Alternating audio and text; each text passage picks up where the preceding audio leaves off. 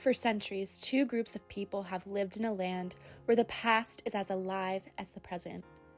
One sees it as a long-awaited homeland, a sanctuary after exile and persecution, and the other views it as their ancestral birthplace, the heart of a nation that was torn away. Two hearts, two truths. I'm Robert Watson. My name is Sasha Abelson-Scher. My name is Sadil Ghazalna. I'm Jewish. I'm from Palestine. Now what? Because in the end, there's two sides to every story. Breaking news out of Israel this morning, where Hamas has launched a surprise attack within Israel's borders overnight. You're a colonizer. First launching rockets from the These Gaza Strip, terrorists, then sending militants Islamophobia. into the streets of the southern part of Israel. Hundreds animals. of people have been injured. Jewish Several pig. have been killed, but that number could be much higher. How do you possibly even begin to explain this? On October 7th, October 7th. October 7th caught the world by surprise. It caught Israel by surprise.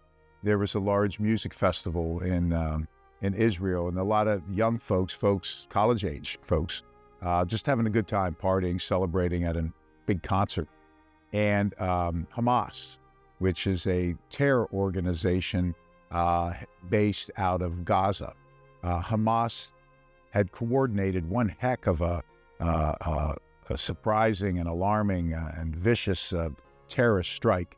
They swooped in and slaughtered over 1,200 Israelis, many of them young kids, multiple times raping women, cutting people's heads off, killing children, just atrocious, and then took a lot back hostage into the Gaza Strip. And the world didn't know where these folks were. Gaza, what they do, because it's a terrorist organization and Israel could hit it or attack this terror organization, they go underground. They have built over years an extensive tunneling system deep underground in Gaza. So Hamas went underground, and some of these hostages may have been killed. Others still may be hostage as we tape this. So it was the worst attack in Israel since those wars, and the bloodiest that modern times have seen. And that, of course, after an attack like that, it's hard to appeal for calm on either side, and hard to find a neutral dialogue because of the viciousness of that horrible terror attack. On October 7th, what were your immediate emotions, your immediate feelings? Honestly, I wasn't very fond of leaving my house that day because I'm already a target. I'm very much visibly Muslim, a woman.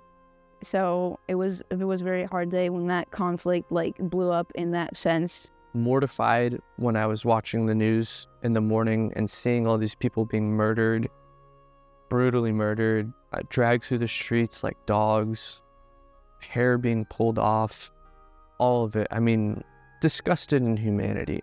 Not just them, not just the terrorists, but upset with humanity. How could we let something like this, how could we let a group of people hate this much? We're always scrutinized and put in this bubble that we're all terrorists and we're all born to be hateful and stuff like that, when it's the complete opposite. Even our main motto in Islam is to always be peaceful and not engage in anything that's going to hurt others unless they hurt you first. They've attacked Israel many times, and Israel has responded, equally. But because the resistance group fought back, everyone's like, oh, look, it's the terrorists. They're always finding a way to do something bad to Israel. And then all these headlines came in and all these fake news came in. What I find is that the news will show, 7 Israeli rocket hits into Gaza for every one that's shot back. So if I'm uninformed and I'm just sitting there watching it and I see nonstop images of, and nobody wants some poor young child on either side to be caught in the middle of this horrific conflict. But if I'm seeing image after image after image after image of what's happening in Gaza, I get the impression that, a false maybe impression on the overall war. So the media has a responsibility to be very careful to try to portray both sides. We're an easy target. It saddens me that we are, and it saddens me that I have to be careful of what I say or how I say it, because any sort of explanation can be seen as aggressive or not being peaceful to people. So it just showcases, it shows me how different the stories are being allowed to be told in a way. It's a war of politics and it's a war of misinformation. The media scrutinizes us in a way despite the victims also being children. They call children terrorists, they call them prisoners rather than what they actually are. They're children that are being targeted. In other words, stop sending kids as terrorists or suicide bombers or whatever. So I guess it's going to require a long-term change of heart, change in thinking. I do think no matter what happens, the U.S. must remain involved as an objective and caring partner, not just obviously supporting one side over the other. So, Anger and hatred are born from the generation before, and they kind of bestow it upon the next. So I do look at them, not them specifically, but I do look at the region a little bit differently. I do look at how they've raised their children, hating not just Jews, but Americans. this goes back centuries, millennia, and a lot of it is over land. Both groups believe that they have a legitimate claim on the land as their ancestral homeland. And when people believe that this land is where their ancestors came from, and that the land is perhaps provided to them by God, if you will, and there's such a long history and the cultures based on the land, goodness, that creates for quite a conflict. There's always been war there. You can date back to when we were BC, before Christ. There was wars and wars and wars, whether it was Christians coming in. There's the whole battle for Jerusalem, Old Jerusalem. So over the years, Israel started colonizing, taking people out of their homes, taking their jobs, their land, etc. And over time, our parts of Palestine slowly kept decreasing as the years went on. Now we only have the West Bank, some territories, and Gaza, but unfortunately Gaza is the one that's going through it the most at the moment. And without our effort, who fills that power vacuum? China, Russia, Iran, some of the worst actors in the world. So we must stay engaged, even though some people say it doesn't seem like anything can be done. We've got to stay engaged. So yeah, the international community has high stakes in all this, no question. The government is giving them billions and billions of dollars, like Israel, billions and billions of dollars, despite already having such great security and surveillance and war materials, but can't help the people in the United States when we have much more problems that the money can actually be helpful with. And anytime there is a problem in the United States, they always say we don't have enough money or we're in debt, but they have so much to give to Israel for them to continue out what they're doing. Iran has been arming them. Iran has been instigating a lot of their terror activity. So a lot of countries in the region have been playing a horrific role. The United States has played a lead role, no question. The United States has played the most important role. One could argue we are the terrorists because we are the ones bombing them, and we are the ones who created America specifically, such conflict in the Middle East, but equally, they are to blame. The U.S. provides aid to the Palestinians in Gaza. We're a major source of aid to them. The U.S. provides aid to Israel. We're a major source of aid to Israel as well as armaments. So the U.S. is helping in that respect. The U.S.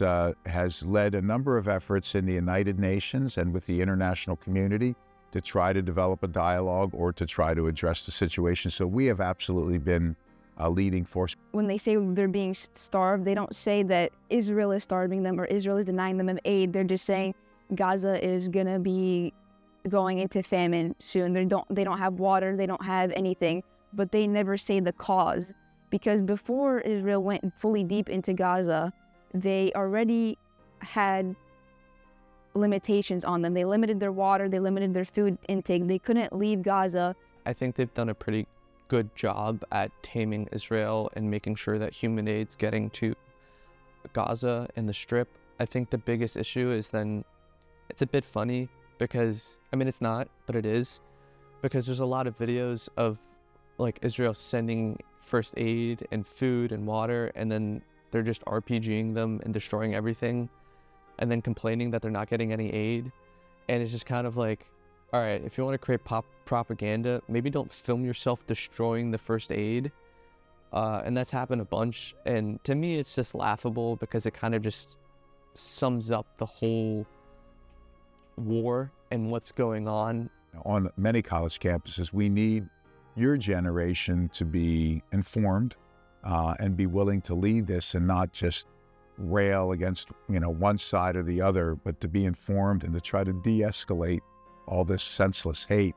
You know the hatred that they have for you, whether it's verbal or physical or just even mental. It's hard. There have been several wars in the region, and when you have that long history, it's hard to develop trust or develop a dialogue between combatants. In the Middle East, and the biggest issue in the Middle East is that they are not educated. Of course, my family members were all pretty educated on this topic. I love history, and boy, we don't know our history, right?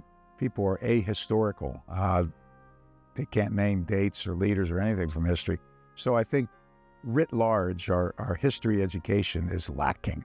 I mean, everybody knows that. There's been countless studies, and everybody knows that's lacking. Not only is our history education lacking, but Americans never really study the Middle East. I hope it sheds light on the situation in the Middle East. I think the people within the Middle East are completely innocent. I think it's terrible that they, if you look at Syria, that's 1 million plus people dead at the hands of Iranian, Saudis, the Qatar family. They're all guilty. People want to talk about the 40,000 people that Israel has killed, which is, I believe, 60% of them have been Hamas soldiers. And that's that 40% or whatever the percentage is. Maybe it's the other way around. It's obviously not great. No civilian should die in war. There's reason blitzkriegs and certain forms of war are completely illegal now, post-World War I, post-World War II, post-even Cold War. We've had changes to our sanctions in war. Israel is not innocent in that sense. They have broken more than one tactical warfare law, but equally is Hamas, equally is Iran. Hamas is funded by Iran. Before October 7th happened, there was an attack that they did on Gaza and the Hamas group. So when Hamas retaliated, that's when the headlines went all over the place. And this was like the first ever time that Palestine was put in the media as much as it is today. Before, it would always be under the rubble, like, oh, this happened, but it doesn't matter. It's in the Middle East. Like, they are innocent.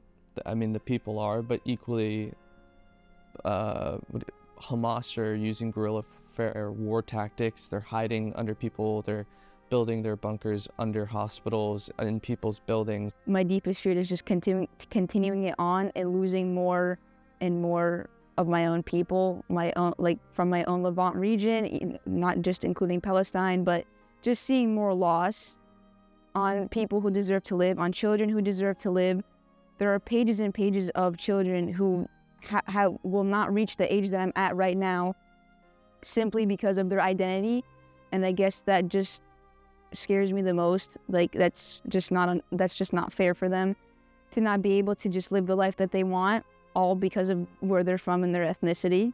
I just want peace. I want a child to be able to walk out onto the street in Palestine, on the Strip, in the Gaza Strip, and not have rubble at his feet, and for him to be able to celebrate his birthday by going to the market with his family. But there's a lot of things that need to happen. There needs to be a peace treaty. There needs to be hostage returns.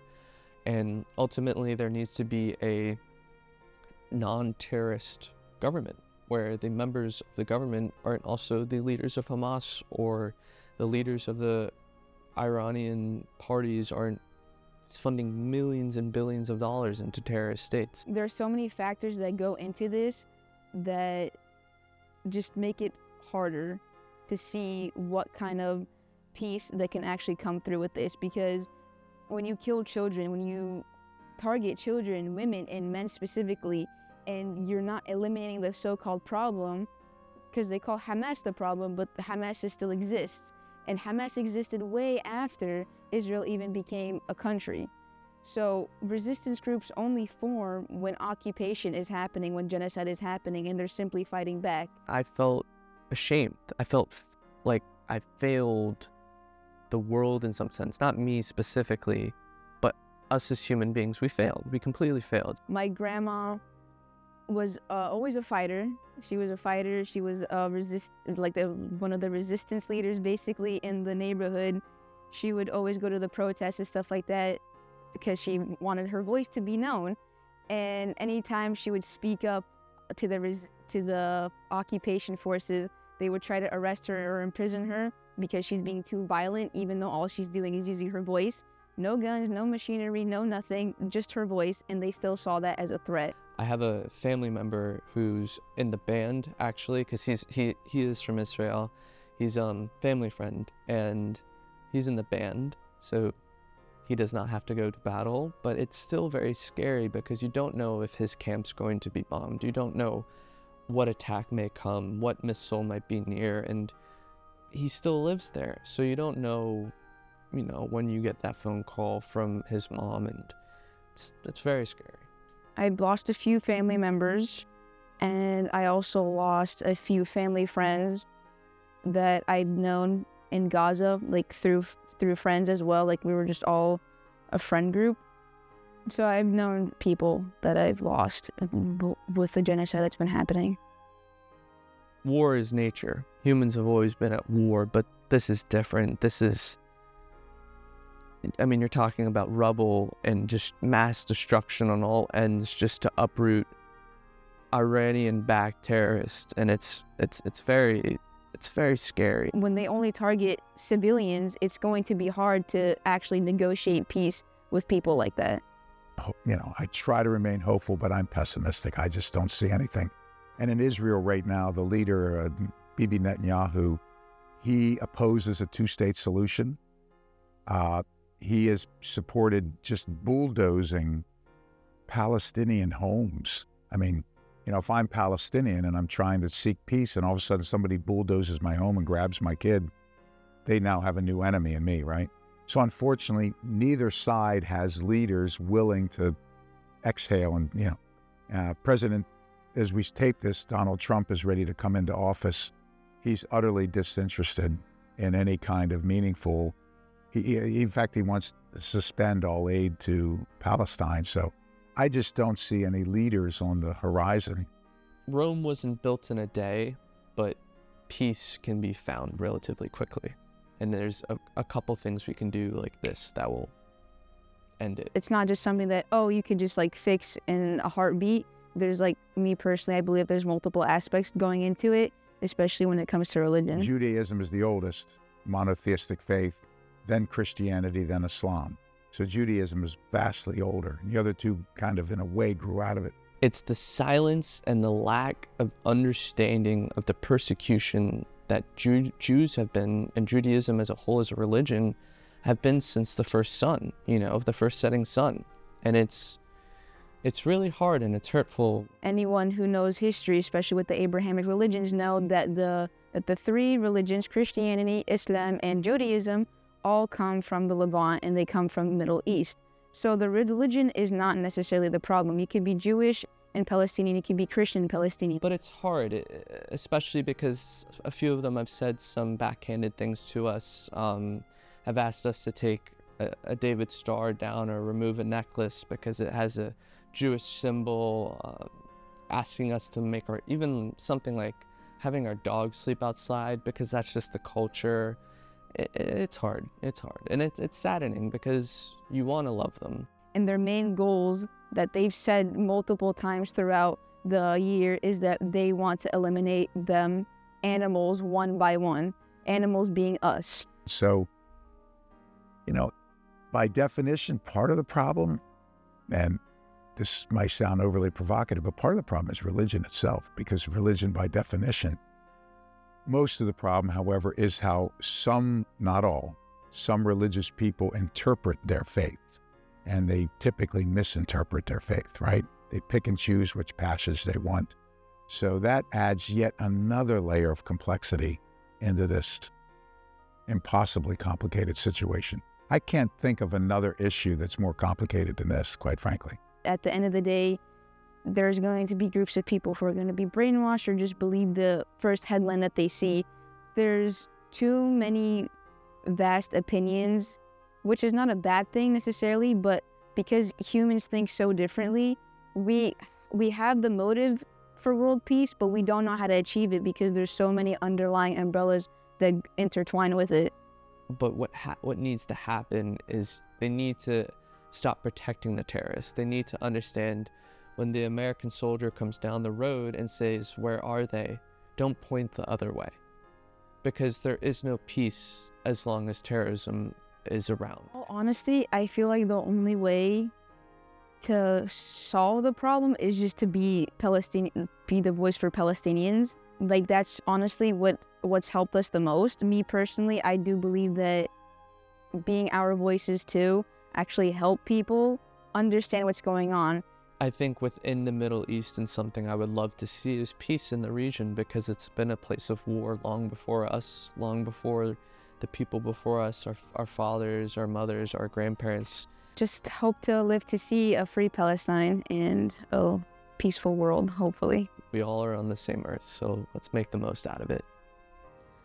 War leaves behind a landscape of shattered homes, empty streets, and hearts forever scarred by loss. The cycle, endless and unforgiving, offers no easy answers, only destruction, sorrow, and the deep yearning for a future that seems just beyond reach. In the end, only the dead have seen the true end of war, while the living must carry the burden of what remains, the hope, however faint, that one day peace might replace this cycle of violence.